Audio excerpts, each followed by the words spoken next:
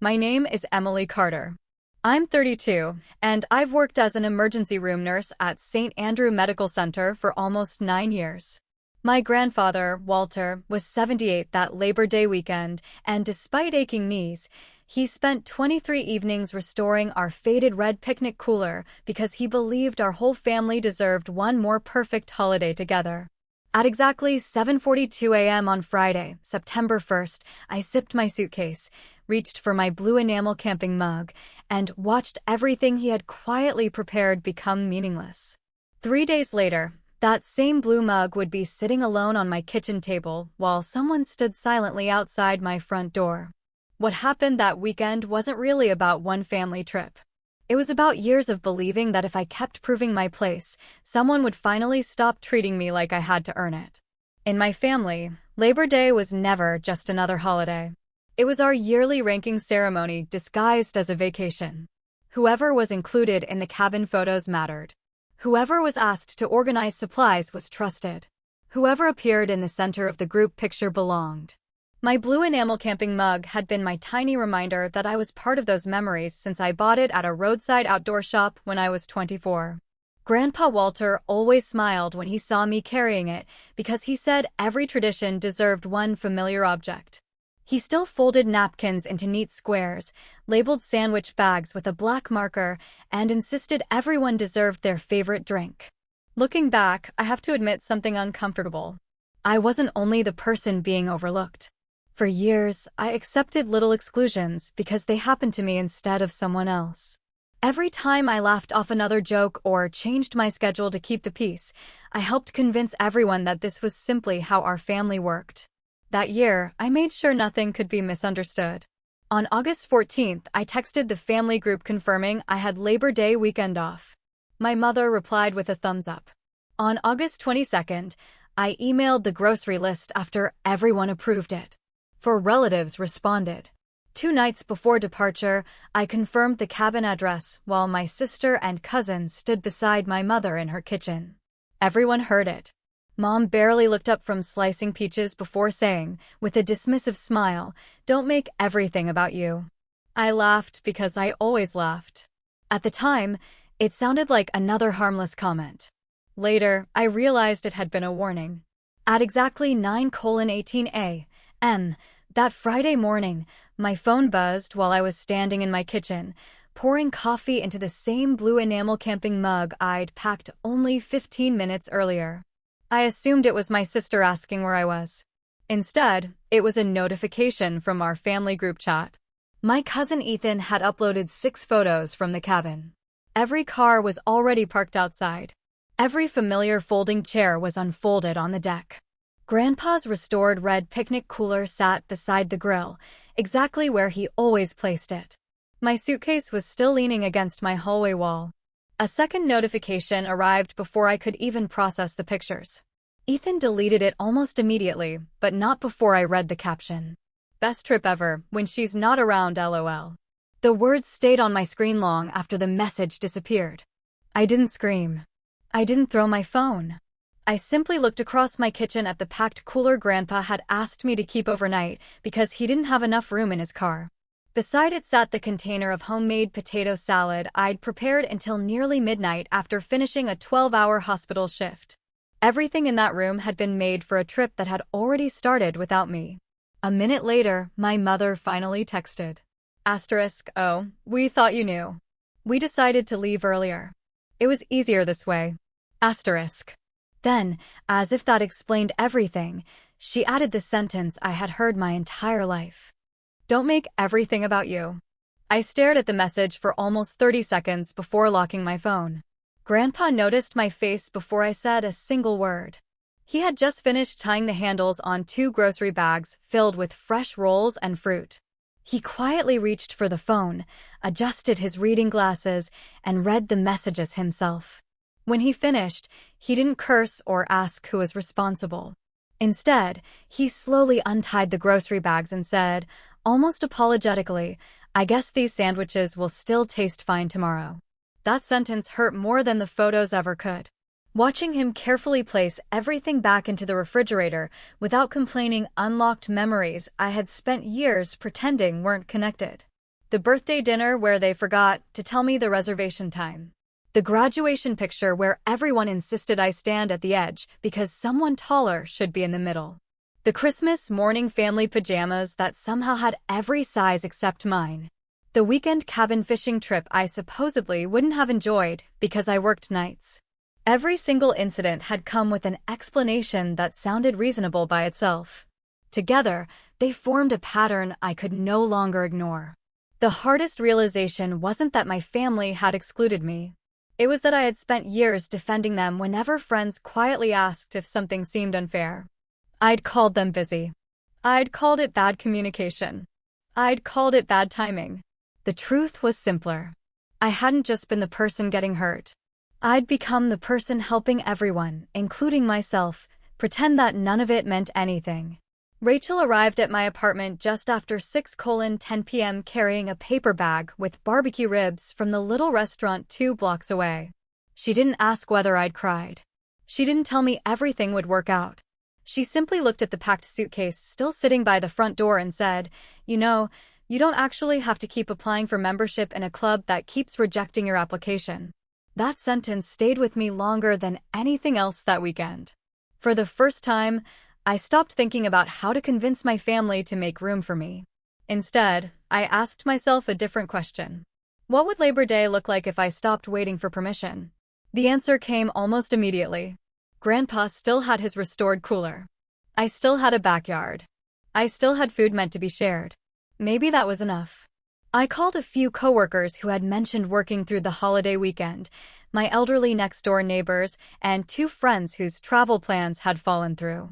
Nobody asked whether the gathering would be fancy. Nobody asked who else was coming. Every single person simply asked what they could bring. At 7:42 p.m., I opened the family group chat to send an update. The first message I typed was fueled entirely by anger. Asterisk, hope the best trip ever was worth showing Grandpa exactly how little his effort mattered. Asterisk. I stared at it for 15 seconds. Then I deleted every word. The second draft was colder. Asterisk, thanks for finally making your opinion of me impossible to misunderstand. Asterisk. That disappeared too. Neither message would change anything. Neither message sounded like the person I wanted to become. So I took one slow breath and typed the only version I could imagine reading a year later without regret. Asterisk, I hope everyone has a safe Labor Day weekend. Grandpa and I are staying home, so if anyone finds themselves nearby tomorrow afternoon, we'll have extra food and plenty of room at the table. Take care. Asterisk. No accusations. No references to the photos. No attempt to force anyone to apologize. I press send. Less than 2 minutes later, my mother replied with 4 words. Asterisk, suit yourself. Asterisk. Nothing more. No explanation. No acknowledgement of the message that had been deleted. Just dismissal. The next afternoon, our backyard filled slowly instead of all at once. Rachel arrived carrying homemade peach cobbler. Mrs. Alvarez from next door brought fresh corn on the cob. One of my coworkers showed up straight from a 12-hour shift, still wearing hospital scrubs beneath a light jacket. Kids chased each other across the grass. Someone accidentally burned the first batch of burgers. A folding table leaned slightly because one leg was shorter than the others. It wasn't perfect. That was exactly why it felt real. Grandpa stood beside the restored red cooler with the pride of someone unveiling a masterpiece. Every time someone needed another drink, he opened it with the same careful smile he'd planned to wear at the cabin. When he noticed the blue enamel camping mug sitting in my hand, he quietly found several old enamel cups he'd stored in the garage for years. Before sunset, nearly everyone was drinking from mismatched blue mugs. For the first time in a long while, the mug no longer reminded me of trying to belong somewhere else. It reminded me that belonging could be created. Late that evening, my Aunt Linda called. She hadn't been able to attend either gathering because of work, but she'd spoken to several relatives at the cabin. They had the lake, she said carefully, but they spent most of dinner talking about who wasn't there. It sounded strangely quiet. I didn't feel victorious hearing that. I only felt sad. Winning wasn't the right word.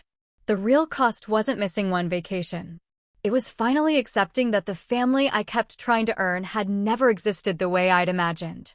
As we cleaned the backyard, Rachel handed me one of the empty blue mugs and said something I've repeated to myself ever since. Sometimes peace doesn't arrive when people finally choose you. Sometimes it arrives when you stop letting their choice decide your worth. I think she was right. Almost 11 months passed before I saw my mother standing on my front porch again. It was 8:27 a.m. on a Saturday in August, 1 week before Labor Day. I noticed her through the front window while I was rinsing coffee from the same blue enamel camping mug. She looked older than I remembered. Not dramatically older, just quieter. The confidence she usually wore had been replaced by hesitation. She rang the bell once. I didn't rush to answer. Not because I wanted revenge, but because I was no longer willing to abandon my own pace to satisfy hers. I finished drying the mug, turned off the kitchen light, and opened the door almost 3 minutes later. She immediately reached for familiar ground. "I think you've punished everyone long enough." The sentence landed with surprising emptiness. A year earlier it would have pulled me into defending myself. Now it simply sounded tired. When I didn't respond, she tried another old tactic. "People are starting to ask why we're never together anymore." Reputation. That used to work too. I stepped aside and invited her in without commenting on either statement. We sat across from each other at my dining table, where 4 blue enamel mugs were already waiting to be packed for next weekend's cookout. She looked at them for a long moment before speaking again. This time her voice was different. Smaller. She asked one question I had never expected to hear. "Is there any place left for me?" For several seconds, neither of us spoke. Then I answered with the only condition that had mattered since the day of that trip. "This isn't about me anymore." She looked confused. "If you want to come back," I continued, "don't start with me. Start with Grandpa. He spent weeks restoring that cooler because he believed all of us mattered equally. He deserved an apology long before I did." She nodded almost immediately. There wasn't a debate. There wasn't bargaining. She simply asked where he was. Grandpa was watering tomato plants behind the house. I watched them walk slowly toward the garden together. What they said belongs to them. I know my mother apologized. I know Grandpa cried. I know he placed one weathered hand over hers before they hugged. Those details were enough. Some conversations become more meaningful because no one else gets to hear every word. The following Labor Day looked nothing like the old ones. Instead of one family deciding who belonged, anyone who wanted to come simply came. There was no assigned seating, no center position for photographs, no invisible ranking system. Neighbors sat beside cousins. Coworkers laughed with uncles. Rachel played cards with my father. Even Ethan, the cousin who had accidentally shared the caption that changed everything, helped Grandpa carry the restored red cooler into the backyard without being asked. Before lunch, I opened a cardboard box and handed everyone a matching blue enamel camping mug. Nobody received a special one. Nobody received a cheaper one. Every mug looked exactly the same. My mother quietly took hers, then noticed Grandpa hadn't picked one up yet. Without making a speech or asking anyone to watch, she walked back across the yard, placed her own mug in front of him first, and only then returned to choose another from the box. No one applauded. No one commented. It was such a small gesture that several people probably missed it entirely. I didn't. Real change rarely announces itself. It usually looks ordinary. Grandpa smiled as he filled every mug with fresh lemonade from the restored cooler. The wrinkles around his eyes seemed lighter than they had the year before. He spent most of the afternoon teaching 2 neighborhood children how to keep the cooler packed so ice would last until sunset. Watching him explain it with the same patience he'd always shown reminded me that some traditions deserve to survive, just not the broken parts attached to them. Later that evening we took a group photo. No one argued about where to stand. No one moved anyone to the edge. When the picture appeared in the family chat, the caption simply read, "Labor Day. Everyone who wanted a seat had one." I looked down at the blue enamel mug warming my hands and realized it no longer reminded me of exclusion.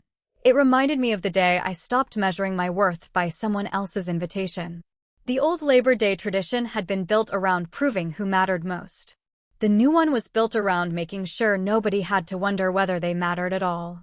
That first photo had collected 146 likes. The second one barely reached 38. The numbers didn't matter anymore. The people did. I've learned that the strongest families aren't the ones with the most beautiful vacation photos or the loudest holiday traditions. They're the ones where no one has to earn a chair, no one is laughed out of the picture, and no one is left home wondering why. Because the best Labor Day was never the one they shared online, it was the one where a restored cooler, 8 matching blue mugs, and one long overdue apology finally made room for everyone. Word count: approximately 2,170 words across all 4 parts, within the requested 2,000 to 2,500 range.